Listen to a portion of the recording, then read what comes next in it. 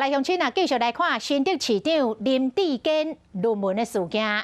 林志坚前后互指控，讲中华大学硕士班甲这个台大国法所的硕士的论文，拢是共抄的。说落来，阁有国民党籍的桃园市议员的参选人领导，阁加码来压料，讲中华大学这篇硕士的论文，毋拿来抄德科管理局的报告，嘛甲2005年12月品质这本月刊的文章，直接就甲打起伫伊的论文内底，这嘛，互伊规篇的论文抄袭的比例超过90%。国民党有几来议员参选人，早起一透早，就到台北地检署按铃控告林志坚硕士的论文抄袭，涉嫌违反着著作权法。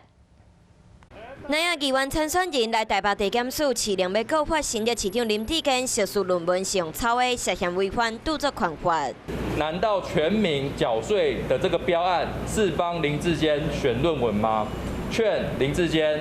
回头是岸，乖乖认错。代表民进党参选同市长的林志坚论文事件要长来烧，伊嘛才拄处理煞。国民党同市议员参选人领导国表林志坚若抄德科管理局的报告，佮直接打另外一篇2005年12月品质月刊的文章。10月刊的1679字，让原本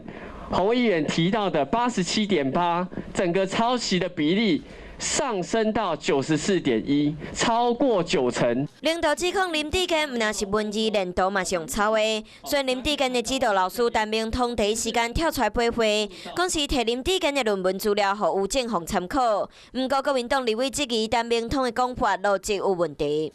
于正煌的指导教授是李碧涵老师啊，为什么陈明通老师可以把之间的资料给于正煌呢？林志坚的论文事件要长来烧，国民党嘛轮流攻击林志坚，嘛用错因文化话，让民进党卖变做成林志坚的小组。Hello， 大家好，我是乃瑜，要教给大家2个任务。第一个，华视新闻的脸书专页，你按赞了吗？还有华视新闻的 YouTube 频道，赶紧订阅起来，还要记得按赞，开启小铃铛哦。